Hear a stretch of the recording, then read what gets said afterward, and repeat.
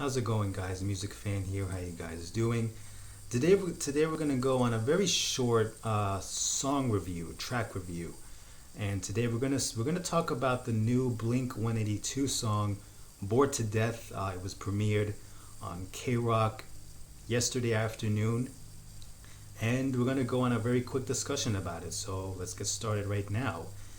So yeah, this song is very significant because this is the not only is this the first ever single without former Blink frontman Tom DeLonge at the helm, vocally and with the guitar.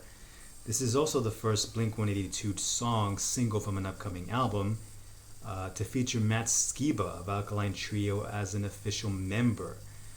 And this is the first single from their up and coming seventh studio album titled California. Kind of a very samey one word title, but anyway. This album is going to see release on the 1st of July. So definitely going to review that album around the release date, around that time. But anyway, let's get talking about this song.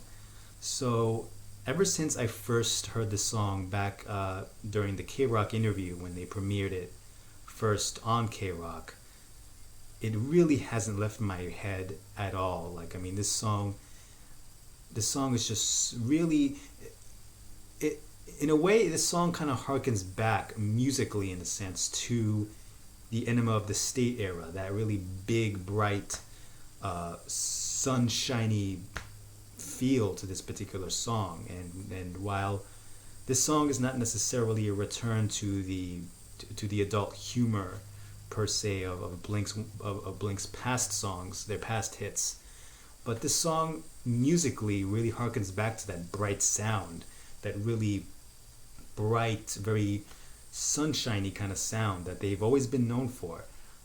Their last two albums and EP really kind of took a very deep and dark experimentation with those two songs. So that kind of element, I feel, amongst Blink fans has been missed in the Blink camp, and I think this song really sounds super refreshing to listen to, and not anything against Neighborhoods or the Untitled record, as those are two Blink albums which I still love a lot. But this song, I feel, is such a welcome change of pace for the band. Musically, I feel that this song is like a little bit of Feeling This meets, I guess, All the Small Things. I guess like it's kind of a fusion of those two tracks, at least for me. I mean, like Travis has a fantastic drum fill in the beginning, which kind of reminds me to the opener of Feeling This, like that very airy, fast-paced drum fills that he does, like so brilliantly and so awesome as he usually does. And Mark Hoppus's vocal melodies here are just really pristine. They're really just bright and melodious here on this particular track. He always has been in all of Blink's songs, but this one especially really feels so open and so full of melody. And Matt Skiba's, I kind of went into this kind of thinking, like, not knowing what to expect, especially with Matt Skiba at the helm. And now, even though Matt Skiba is definitely no Tom DeLonge, I feel that he fits in pretty nicely, I have to say. I mean, well, almost for the most part, but I'll get to that later.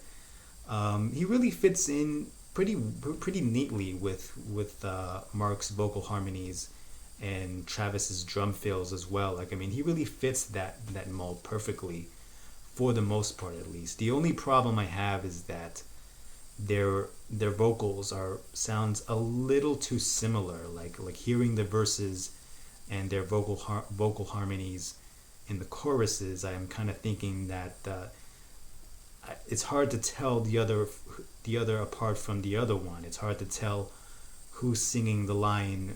Is it Matt or is it Mark who's singing the vocal melody?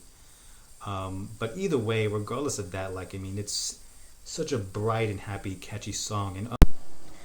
And particularly another thing that I forgot to mention is like the O's in the middle of the track, where I think it's Matt singing the O's in the middle of the song. I think like every other Blink fan, I think I kind of saw that as maybe possibly a note to Tom DeLonge, because in Tom's Angels and Airwaves songs he tends to use O's almost a lot in Angels and Airwaves songs. I feel so, so I'm not really sure if they did that just to kind of, I don't know, rub it in Tom's face or whatever. Not that I think they're that mean, but I also kind of took notice of that from the middle section of this particular track. Also, one thing to note is the guitar riffing to this song. There's like a lot of palm muting on this particular track, which really brings back to that, again, that bright Blink-182 Enema of the States-esque sound in a way. It really kind of brings it back to that kind of feel for this particular song.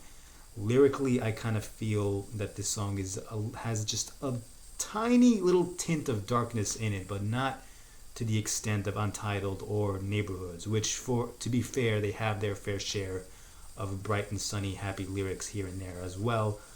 But for the most part, this song is just really upbeat and cheerful. And maybe, again, it's not necessarily a toilet humor song, but it still retains a lot of that happiness, a lot of that let's get away out of here and have a great time feeling, at least for me. And I especially like the line, I'm bored to death and fading fast. Life's too short to live long. I think those are the lyrics. But anyway, yeah, I mean, this song, I mean, the big, bright, sunny feel of this particular song, this intense feeling, is just so big. And, it's just so, I can't get it out of my head. I mean, ever since I listened to the song yesterday, I couldn't get it out of my head. So this makes a good promise for the rest of California. And just looking at the track listing off of iTunes, I can tell that this album has the intention of returning to that core essence of Blink-182. Bright, fast, sunshiny hooks, and a really bright, almost California-esque feel. Really fast, really pop-punk, and just really essentially returning to the basics. But again, that's for that album review when it comes out. Overall, even though Matt Skiba, is no Tom DeLonge, he really does a really good job on this song.